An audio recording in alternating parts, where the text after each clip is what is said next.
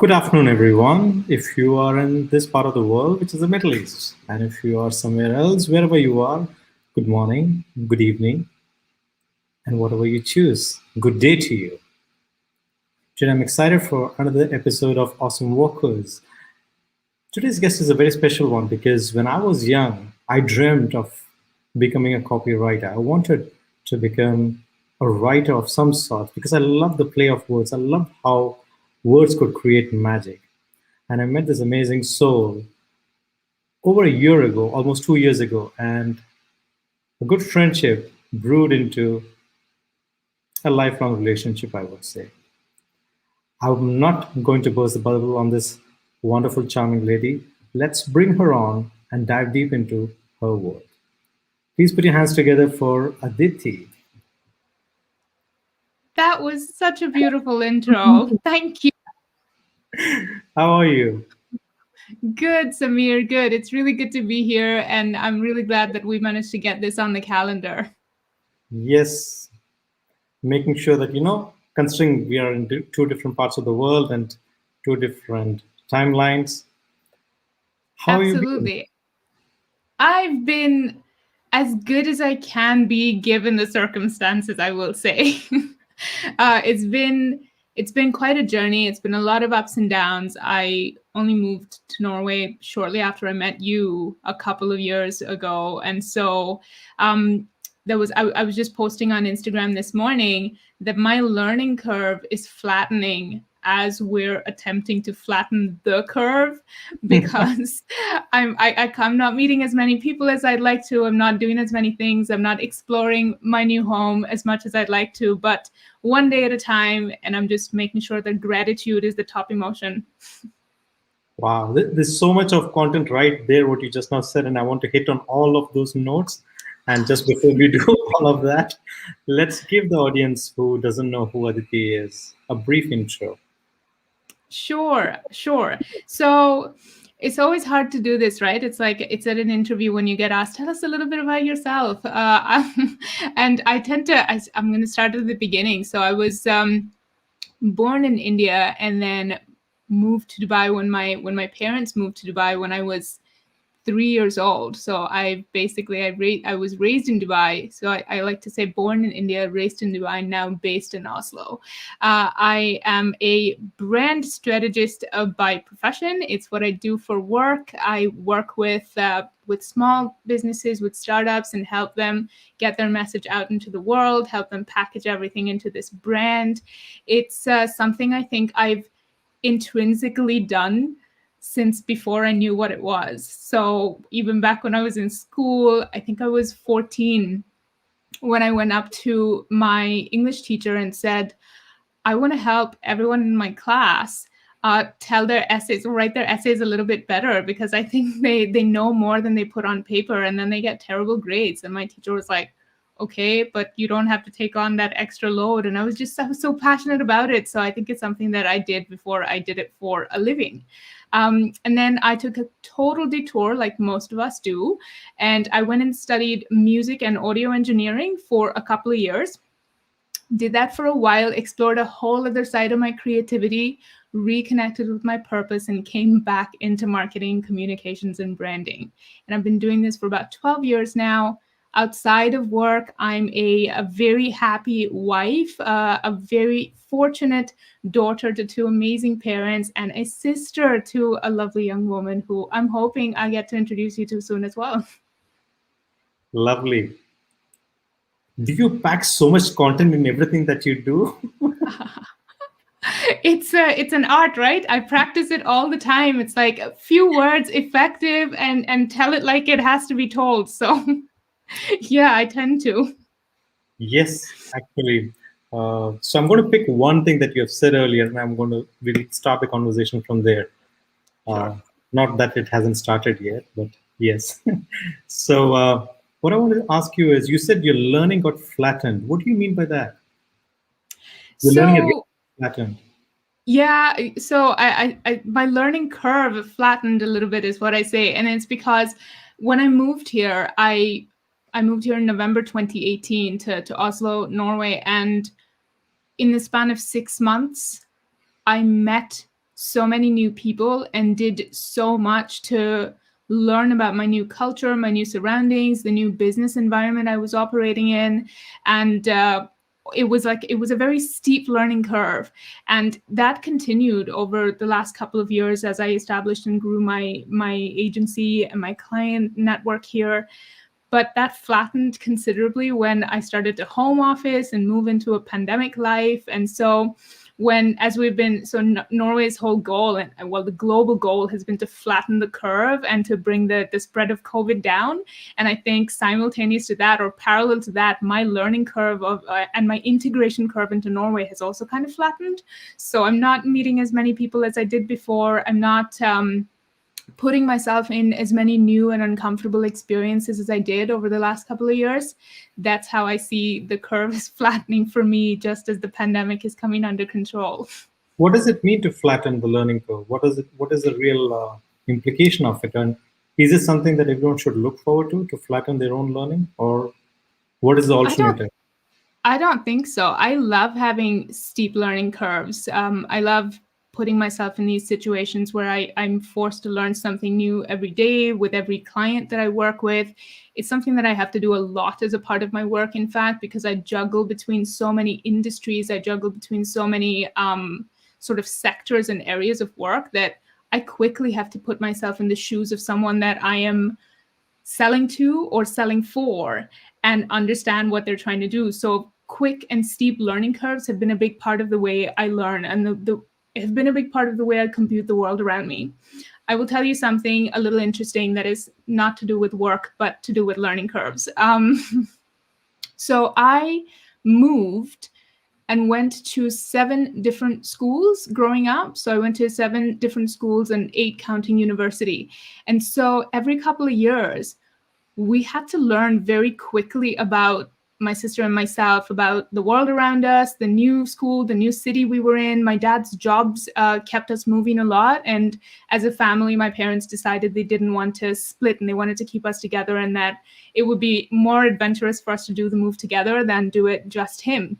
And so that quick learning curve and quickly integrating and settling into a place became just a part of something that I had to learn to do. It was my survival guide. So yeah, that's what learning curves are to me. I don't think people should flatten their learning curve. It's stagnating when you flatten it, and it's natural to look for a little bit of stability, but you always want to be reaching to grow a little bit more, in my opinion. And you can grow professionally, you can grow personally, you can grow spiritually. There's so many sort of curves that are happening in your life at any given point. Yeah, it's quite interesting. And but I'm sure what you're doing is, even when you say you're flattening the curve, you speak about the variety rather than the craft itself, right?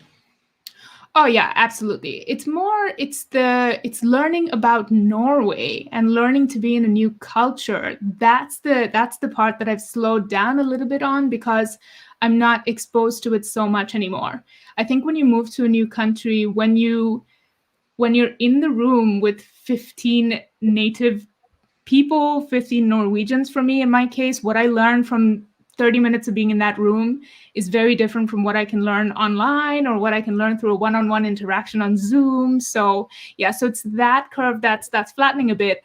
I would actually say I'm learning more about my craft now than I did last year when I was busy with 100 meetings a day. So I have more focused time. I'm an early riser, which maybe we'll talk about at some point. So I have I don't have commutes in my day anymore. So I'm learning much more. I'm taking in a lot more. But I think the real world application turns down a bit because most of us aren't stepping into so many adventurous spaces anymore, where most of us are working from home and only virtually connecting with other people. When you say you're learning more, I can vouch for that because we were in the same class with Ramesh, right? And I've seen how you devour knowledge. Yes, absolutely. I completely forgot that we actually did that program together. And what a great program. I still use like blocks and pieces and huge philosophies borrowed from Rames's universe. Yeah, but we did do it together. Yeah. Yes. And so, just before we move on and before I ask my questions, we have audiences from Facebook and YouTube. And to those of you who are listening out there, please feel free to put in your comments or your questions, and we would address them to Aditi in due course. My next question to you, or more out of curiosity, is you said at the age of 14, you knew, even without knowing, about what you're really passionate about. And yet you went into music. What made you choose music? Because I was passionate about more than one thing. I've always loved writing, always done well at it as well. I'm a bit of a nerd, and I'm not ashamed to say it, I think.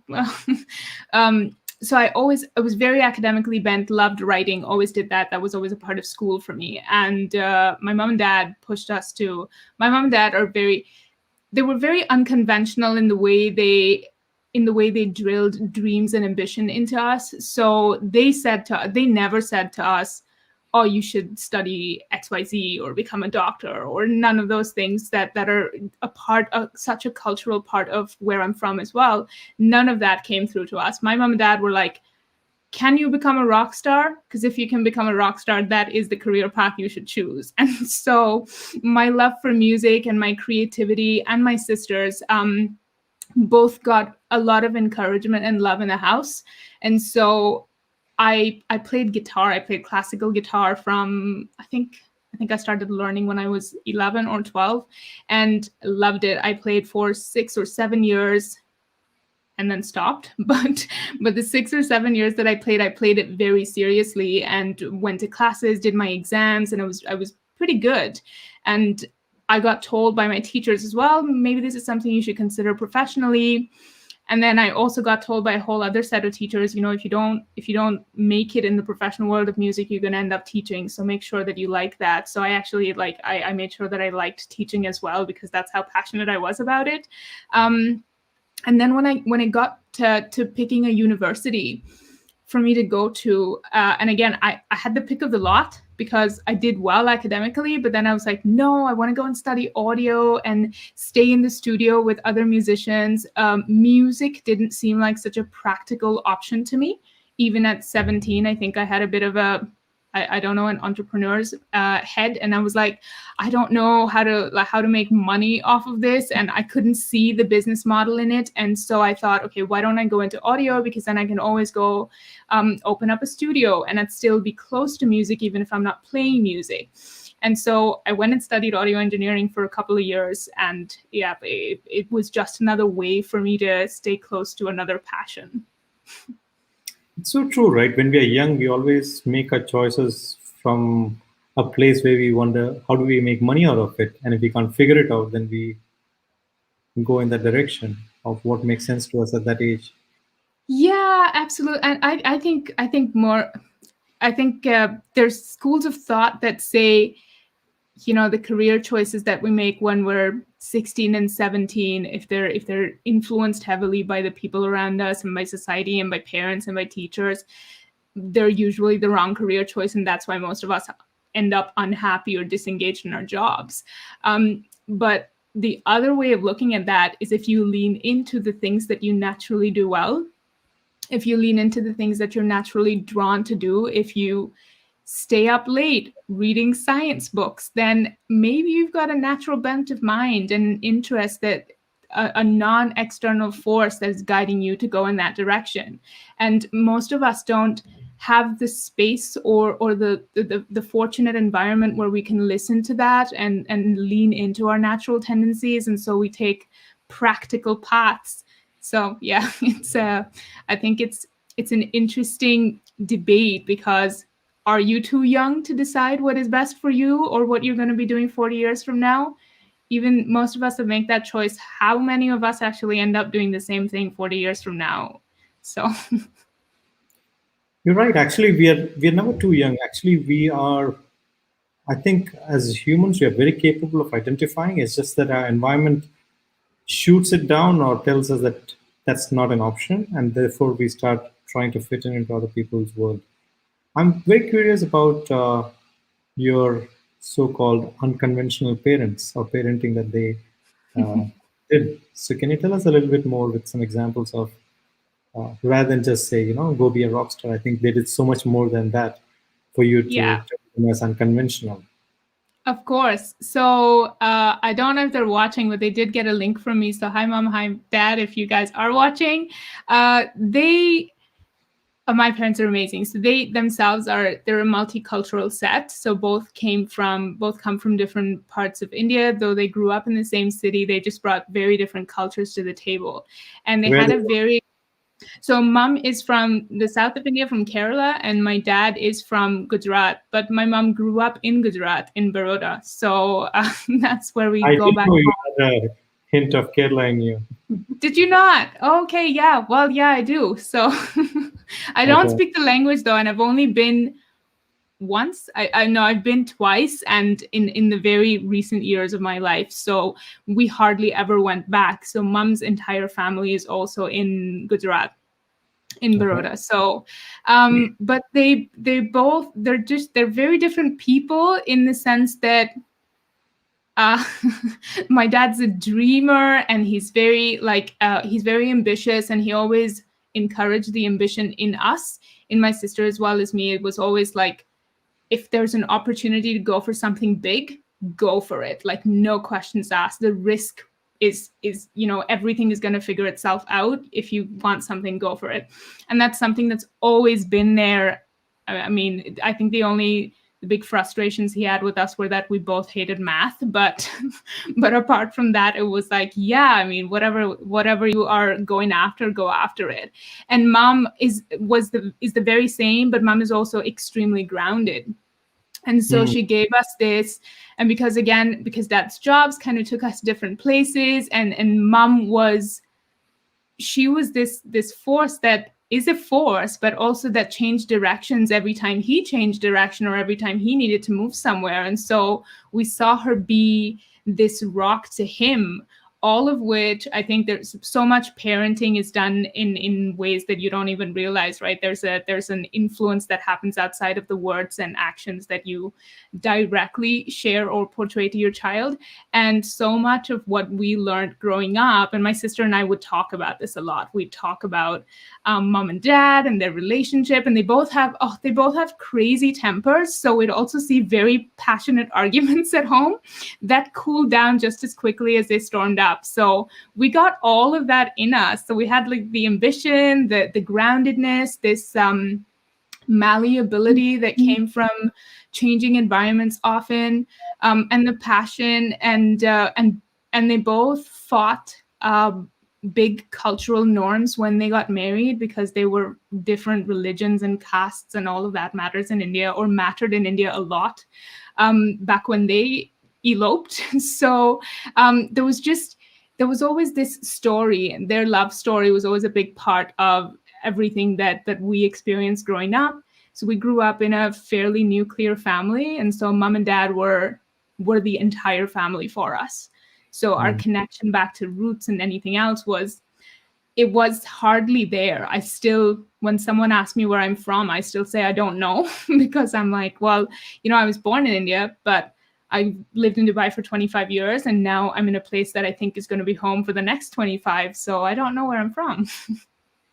Yeah, Yeah. so that's mom and dad, and that's everything that they gave us. They were never limiting factors for us. So even if they felt like they couldn't give us something, they always gave us the put the wind under our wings to be able to go and get it ourselves. One of the things that I've identified is when you look at people and the people around you, the strongest things that they give us and that stays with us is principles and values, right? Yeah. So, what are the deep rooted values and principles that you have inherited from them that you hold right now for yourself? Hmm. Interesting question. But that's kind of your thing, right, Samir? You ask great questions. The principles and values that I've gotten from my parents. So definitely the grit to go after what it is that you want. I've seen both my mom and dad start businesses and fail, do things in their careers and fail, do things and succeed, but take a lesson from every experience, whether it's a dip or a lift, and move forward. And that's something that subliminally we always picked up. It was a narrative that we were always a part of. It was also a narrative we felt the hits of. So when there was a dip, when something didn't work out, we felt the impact of it. And when things were great, we felt the impact of that as well. So we took from them that, or I definitely took from them that grit to just to keep going and not being afraid of failing. I took from I took from them massively as well tolerance. I think tolerance for I think long marriages are tolerance plays a big role in long marriages, and so tolerance for each other, tolerance for what the times put in front of them, tolerance for the fact that we lived in a end of the day, even though Dubai felt like home, it was still a country that wasn't home. We stayed away from family for so long. So building the strength to be able to do all of those things as well. These are all big qualities that I'm pretty sure are imbibed in me or make me a stronger person because mom and dad did it. It was a part of their story. Beautiful. And I think from now onwards, I'm not going to say anymore the ups and downs of life. It's going to be the dips and lifts of life. The dips and lifts of life. Yeah. I like that. Oh, it's a Beautiful. good way to look at it. Yeah. So one thing that has fascinated about you for me is how you have never, ever since I've known you, you've never gone the traditional route of looking for a job or trying to fit into another world, but doing something on your own, no matter whether you have to start from scratch. And I know you spoke about resilience and everything, but is there anything more than that? Is there what makes you do things on your own terms, rather than go find a job that will allow you to focus on using your strengths Yeah. to the hill? I think there's been a few big influences in my life that drove me to, and literary influences. I picked up books at a certain point in my life where, so I was actually very, if you look at my career, if you look at the first few years before I started my business, I never really settled into a role. I couldn't settle into a role, even though I was good at what I did or good enough at what I did to get the job. I was never happy because I either didn't get to explore my creativity enough, or I was shackled by basically by a job description, or I was just in an environment that didn't allow me to be all of me. And so I felt those limiters in every role, and I felt like I kept seeking that perfect environment for myself in the next role, and I'd get in the next role. I'd always start off really excited, and my intention never wavered. The intention to do a great job was never what wavered for me, or at least that's what I think. But what I did notice was that I wasn't getting to just to do all of me and to be all of me at work. And at that point, I picked up, I'm going to say Awaken the Giant Within, a Tony Robbins book. And it shifted a perspective in me. And I think, and that is the power of books, which I push every time I speak, anywhere I go. I'm like, please read. If you don't read, like, reading is a way for you to open up a universe that nothing else can open up for you. The thought that people put into writing 100 pages it's immense. And so not tapping into that knowledge and that value, you're missing out. So non-readers, please read. But I picked up that book and a few others after. So I read Brendan Bouchard and Simon Sinek, and a lot of these authors, I just happened to be attracted to their messages and what they were saying. And all of their messages were around tapping into your full potential, putting yourself in an environment where you can, and building on your vision and building your empire, especially if you can't find it in other places. And so the last job that I was in a very limiting work environment, in fact, a suppressing work environment. And I thought this might be just the trigger I need to step out and start doing my own thing. And so I did. And since then, I've always told myself I would only ever step back into a work environment if it was a role that allowed me to use all of me. And until now, I've never found that, and I found it in my own business. So I'm really happy doing what I'm doing now because I can use all of me.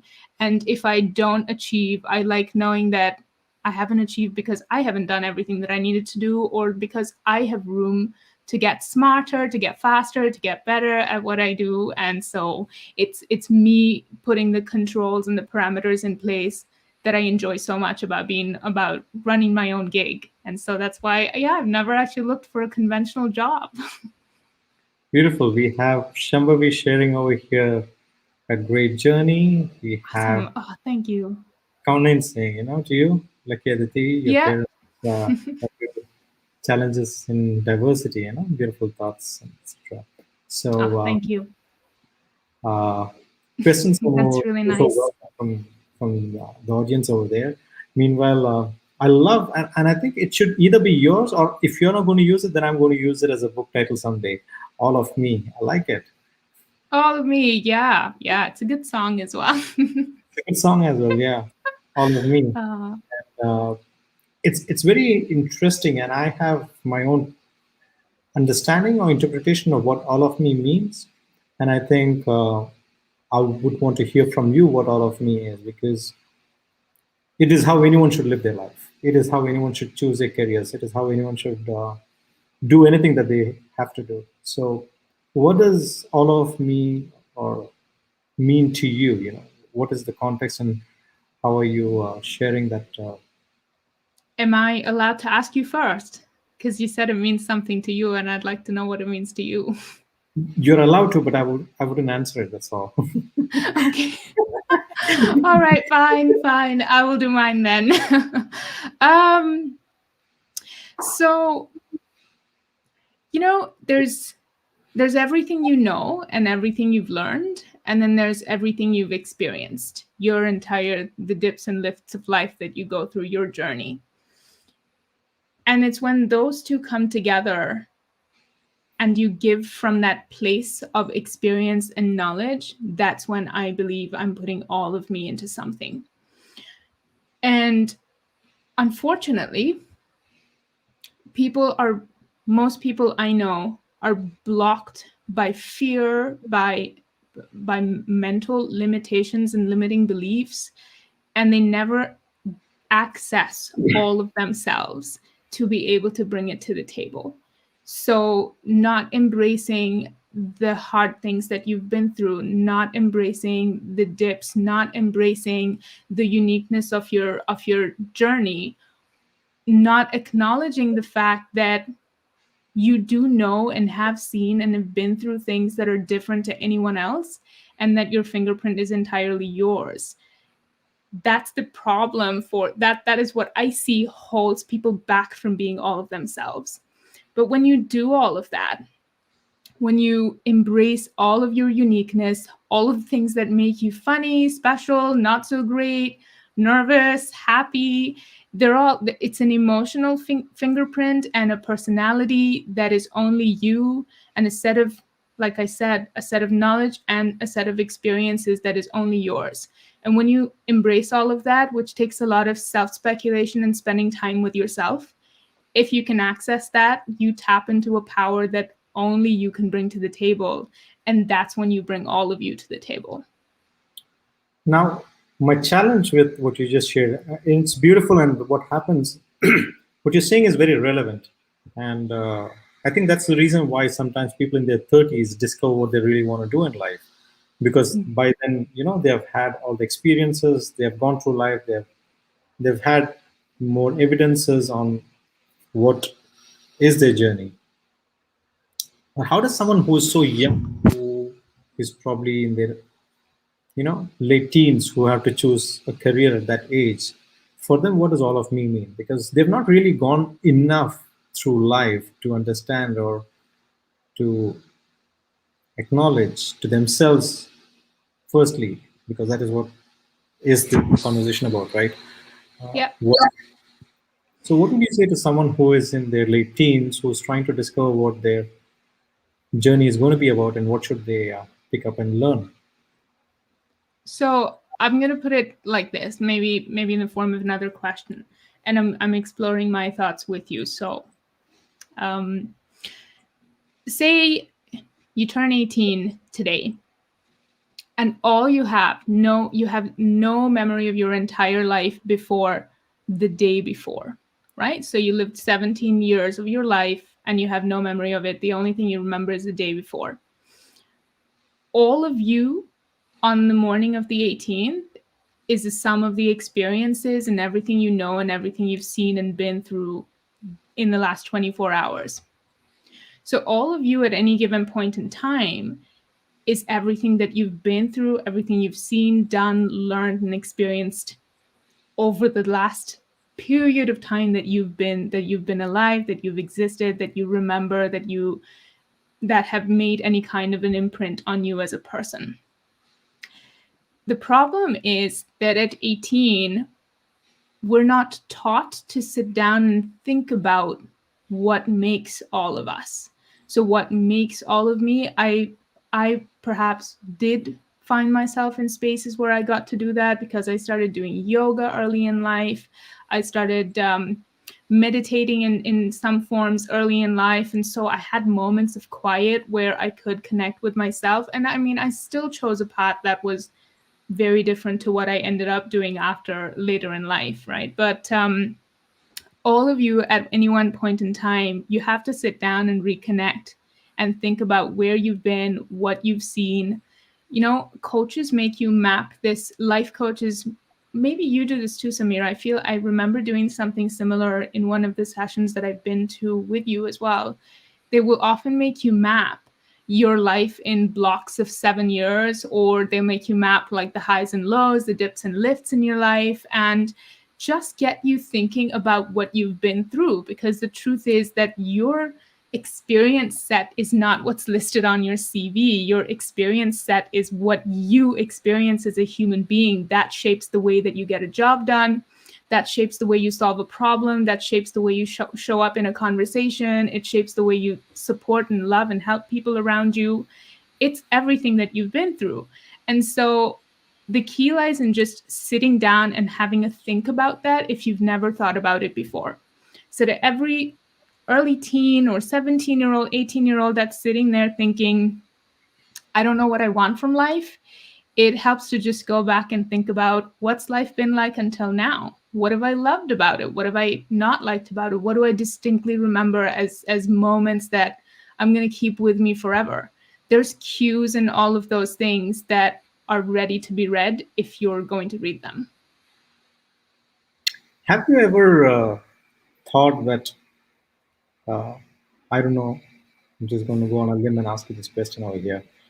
Uh, the fact that you were a nuclear family and it was only your parents who had their biggest influence on you, and your uncles and aunts and cousins, you're not connected to any of them, right?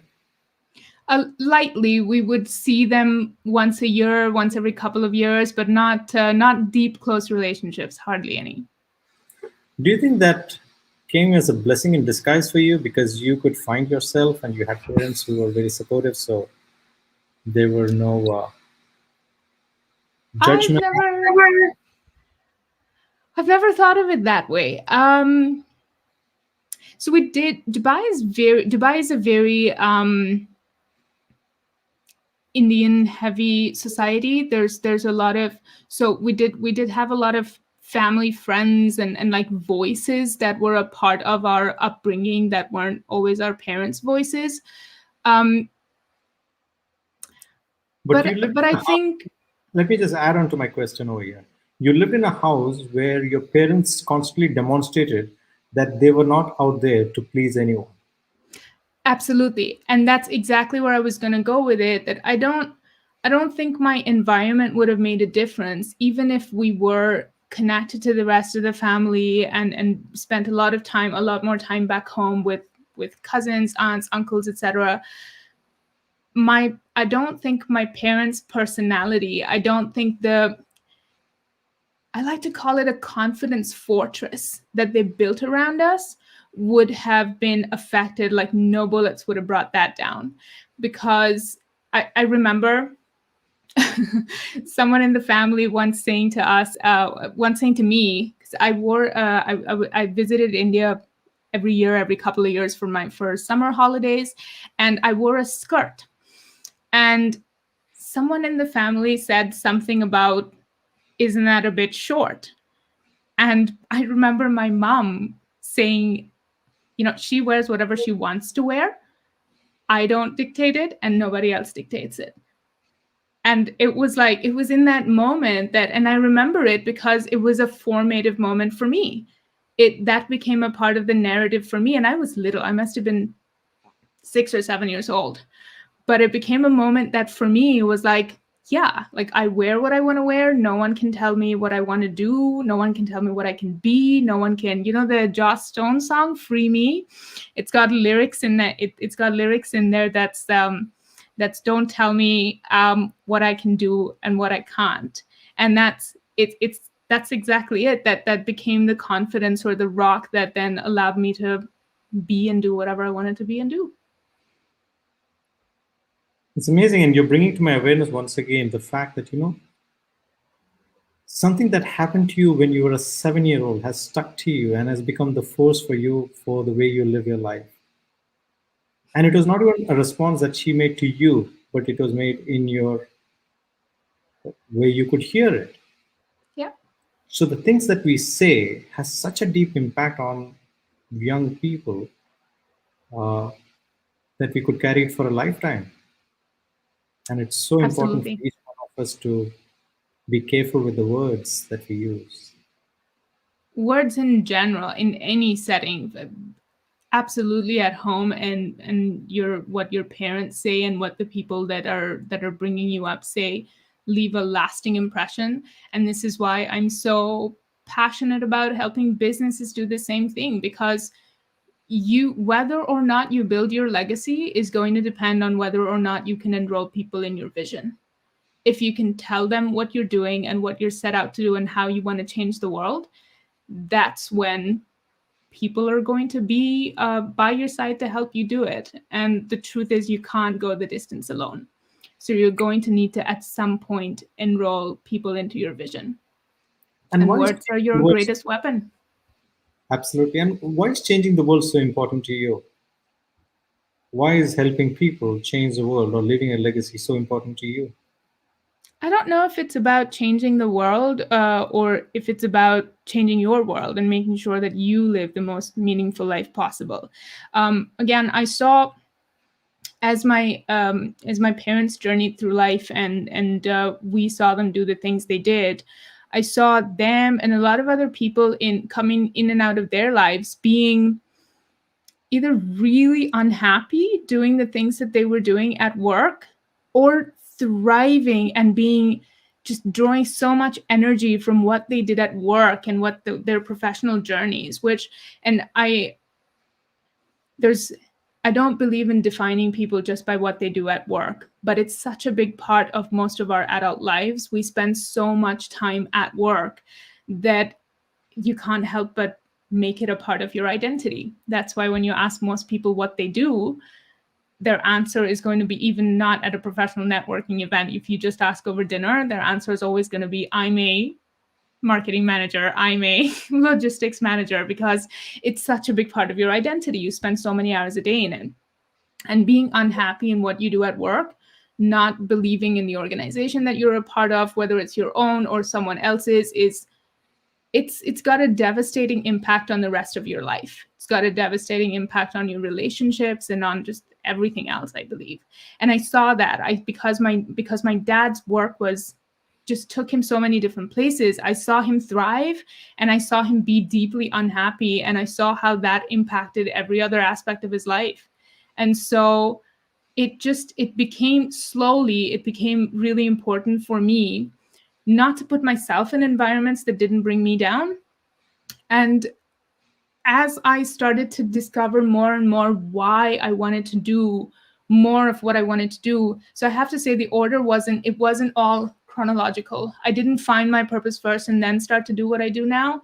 I started to do what I could do well and what naturally I was cued and designed to do. And then I started to reconnect it with the dotted line And it was like, oh, okay, now I understand why I can sit down and read about entrepreneurship and business and journeys and messaging for businesses. The drive came from the fact that, again, life and experience had put me in the position to be inclined to do that well. So yeah, did I answer your question? You did, and you actually did more than that, because you led me on to one of my favorite questions that I usually ask people, and I'm going to ask you that uh, right now. It is. Go for it. We started off the whole conversation today with the same question. I'm going to repeat the question, but with some conditions. So the question is, who is Aditi? But this time, you don't speak about your background, you don't speak about your lineage, you don't speak about your profession, you don't speak about what you do for a living, and describe who is Aditi without the taglines. Huh. I'm so used to saying small business brand coach. This is hard. Oh, who is Aditi? Who is Aditi? So if you stop being a small business brand coach, do you stop being Aditi? You don't, right? I So who is don't. Aditi? Yeah. So who I is Aditi? don't. Oh, but that's so hard though, because I don't know then. Explore.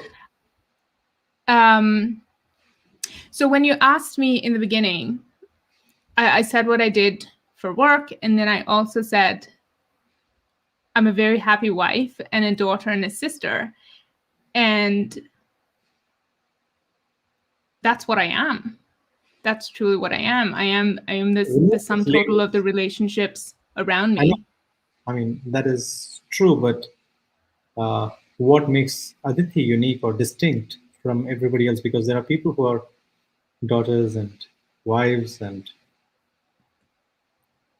from Bermuda and all that stuff, and from Dubai. What makes Aditi Aditi? Who is she? I don't know how to answer that question for you, Samir. I'm trying to think of the right way to put it.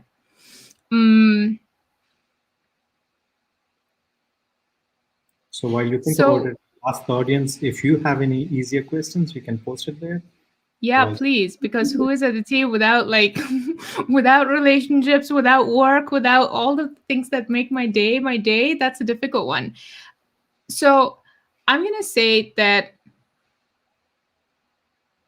who we all are, and hence who I am, outside of all of those descriptions, is that we're vessels with a purpose embedded in us.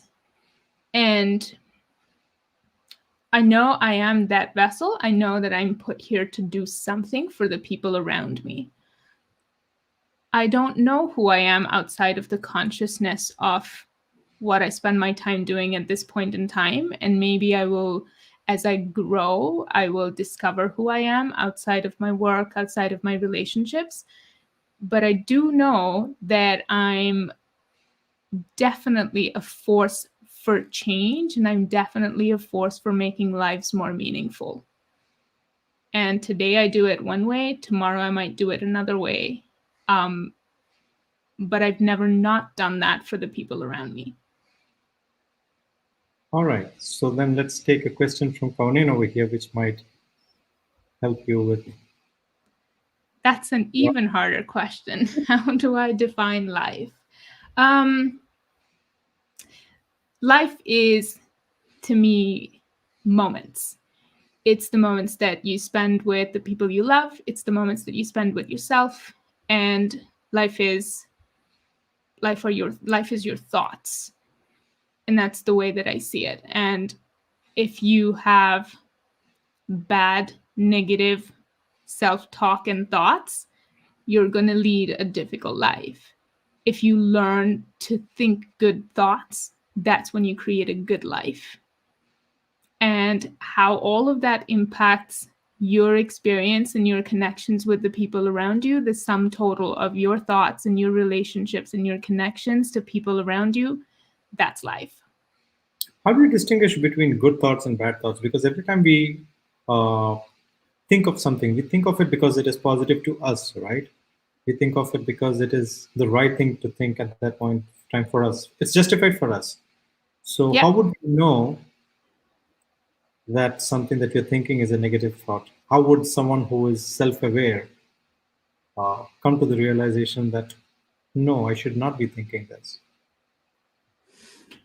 So I think the way for you to think so this is something that I heard on an interview with, I cannot remember his name now, but the co-founder of Netflix.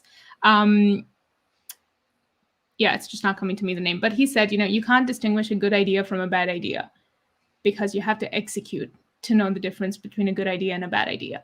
And I think thoughts are the same. The way for you distinguish a good thought from a bad thought with experience and with context. Is it moving you forward? Is it helping you grow, achieve, feel better? Or is it bringing you down or getting you to step backwards? If it's bringing you to a dark place where you are doubting yourself, questioning who you are, unclear, or fogging your sense of identity, that is not a good thought. And a good thought is something that's going to propel you forward, propel you towards your purpose, ground you, anchor you a little bit further. So I don't think you know in the moment if your thought is a good thought or a bad thought. It's experience that informs whether your thought is a good thought or a bad thought. Because in the past, this good thought got you to grow, to feel, to do better. Or in the past, this particular thought brought you down. That's when it gets its definition as good and bad. You really beautifully articulate the things, no? Um, Thank you. and you just talked about doubt right now here. And as an entrepreneur, have you ever, you know the question, Doubted. Oh my God. Yes, absolutely. Every day. Every day. I mean, not every day. I'm going to say every 30 minutes, right? So when you put out to, and especially today where entrepreneurs have to operate in such a public space where the metrics of your success are out there and everyone is commenting, liking, or not liking, or ignoring the things that you put out there, the validation that you get from the outside world becomes such a big part of your narrative. And so self-doubt becomes a big part of your narrative as well, because it's not really self anymore. It's everyone else's opinions that start to matter so much more. And so doubt is a huge part of the entrepreneurship journey. For me, it's massive. It's many times a day. I will send out an email and be like, oh, did I do that right? Did I phrase it right? Could I have done it better? If I don't hear back in 2 days, it's like, I knew it. I should have maybe I lowered my prices. Oh, that is the biggest limiting belief and doubt, by the way, which is terrible. But yeah, doubt myself all the time. And was your question how I deal with it? how do you swim through it? Okay, let me ask you another one, which is again connected to this. Like, for example, this particular show that we're doing right now, I didn't give you any questions. I didn't tell you what you're going to talk about. And I don't think you predicted anything that we spoke about today were the things that we No, talked about, right? not at all. What made you be sure about yourself to be open and vulnerable in this conversation? So because every time I've made it past that point, I've always grown from it. Every time I've made a mistake, every time I've doubted myself and still gone for it anyway, or doubted someone else and still gone for it anyway, I've come back either richer for money because something worked out for the business, or richer for the experience, which is much more valuable. So I've never taken action past doubt and not gained from it. So it's the same thing as a good thought and a bad thought, right? You start to recognize that, okay, I'm nervous about this. I don't feel too sure, but what's the worst thing that can happen if I take the leap? What's the worst thing that can happen if I put this post out there, if I publish this website, if I give this a shot, if I show up for this interview? The worst thing that can happen is, okay, it doesn't go so well. Samir's going to have an unhappy audience. A few people are going to listen in who don't like what we talk about. but I'm going to get a debrief from you and learn from it and show up better to do this again the next time. And that's where purpose, I think, becomes really important. So it's so important for me to get my thoughts, to get my messages out there so that other people feel like they're ready to step into their journeys and they're all of themselves, that I don't mind making those mistakes. And that's where I think stage fright, doubt, all of these big fears that hold us back, the only thing that's going to allow us to move past it is taking the leap, doing it, and realizing that you either win or you learn. So that was beautiful, and you heard. I don't know if you were able to read what I saw the comment. message. Yeah, I saw one very quickly. So complete clarity about her awareness. Oh, So my question to you is connected to what Conrad just now said over here. What do you do to practice self-awareness? Do you reflect a lot? Do you go back to your day? Do you go back to what you have done? And do you practice that on a... I do.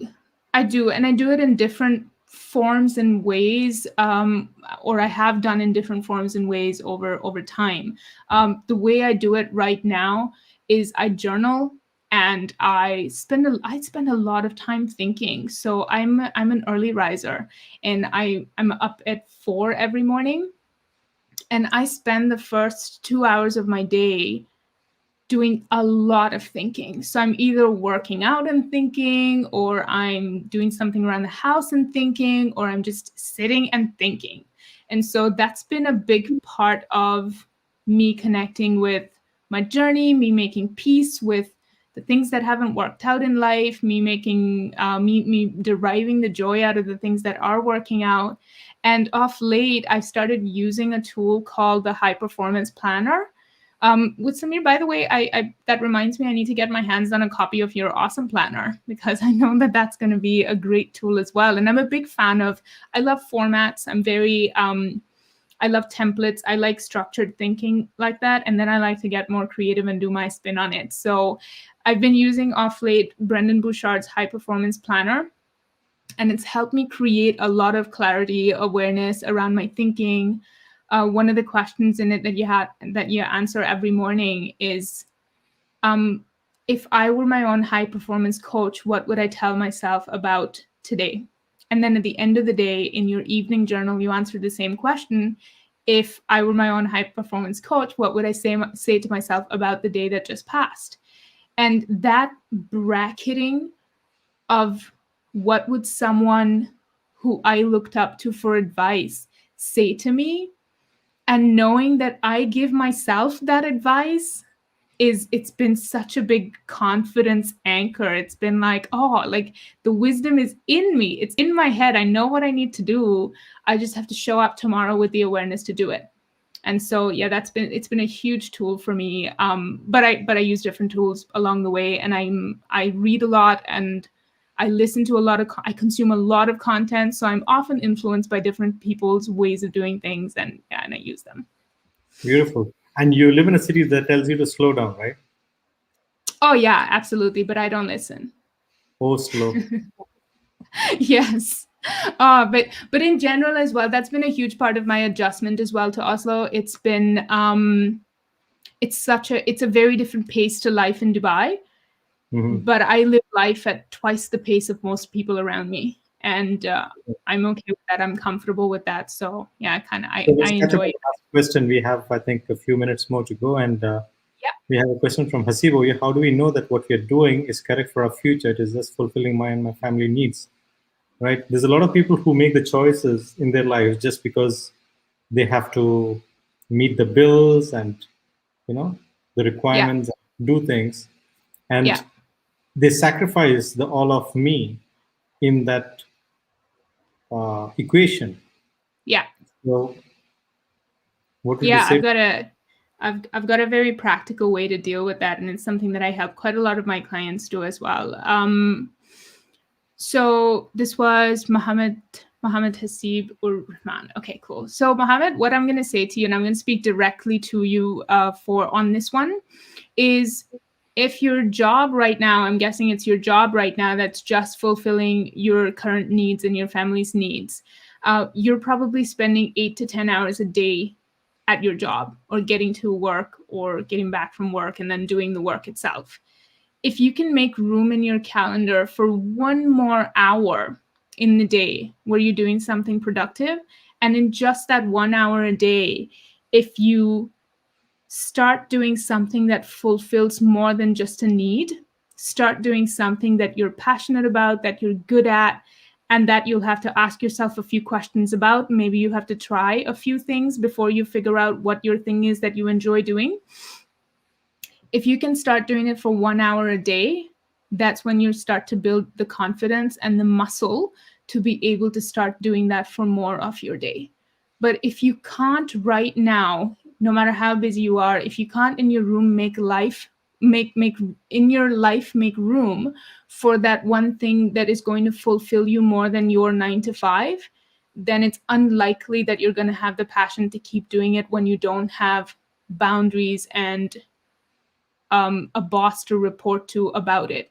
And that's the one thing that brings a lot of entrepreneurs down as well. They think they're passionate about something and get started, and the second there's no one to answer to, their momentum falls off. When the motivation wears off, which it wears off very quickly, just so you know, if you're starting something big or setting off to follow your dreams, your motivation is going to wear off. So you're going to need something else that's going to keep you on track. So if you can just start with an hour a day without disturbing what is fulfilling your needs and your family's needs right now, an hour a day dedicate to something that you're passionate doing, that you would like to turn into your life's work, and then eventually make it an hour and a half. Eventually, after that, make it 2. And then when you're ready to make the shift or make a leap into it, make your weekends a working weekend. Don't let go of your job until the point where you know that you're onto something. It fulfills you and it makes you the living that you needed to make you. And that's the balance. And when you have that equation, you'll know it's the right time to leap. Beautiful. Thank you Hope so that much helped. for that. And I can see that you have a good combination of your dad and mom in you. You maintain the dreamer and the grounded person together in that answer of yours. Keep dreaming, but be grounded in your realities of life. And I like I'm how, gonna call them to say thank you after we're done. yes, actually you should, because you're the product of them, and it's beautiful to see how you have evolved and how you are impacting and being a force, as you said, force of goodness for society, for people, and for everything that you do. Uh, Before I close, what were your big insights from this conversation today? Honestly, that my parents have such a massive impact on me, on the way I move through my day. I've always known, and I'm very connected to them, but I think they govern much more for me, or they've shaped a lot more of me than I imagine. So that was my biggest take back. And my second is that, that we should do this more, that I love talking to you. I love having these conversations, and I should actually ask for every interview that I'm ever in. I'm going to say, listen, don't send me questions, and let's just keep this raw and real. Lovely. Thank you so much, Yeah. Aditi, for bringing all of you to this conversation. It was Thank you, fabulous. Samir. It was fabulous speaking to you, and I'll talk to you soon. Likewise, absolutely. Thank you so much for having me. Have a great day, and everyone that's listening as well, have a great day. Thank you. That brings us to the end of this episode of Awesome Workers. It's been a fabulous ride, fabulous journey with Aditi, where she brought to us a reminder that if we are to live our life, bring all of us to the table. Don't compromise on your journey, because you got just one to live over here in this world. Leave one where you leave an impact. I'd like to hear from you, what is all of me means for you, meaning what are you going to bring to the table and what are you going to do to impact the world. With that being said, till we meet again in another episode of Awesome Workers, I sign off for today. Take care. God bless.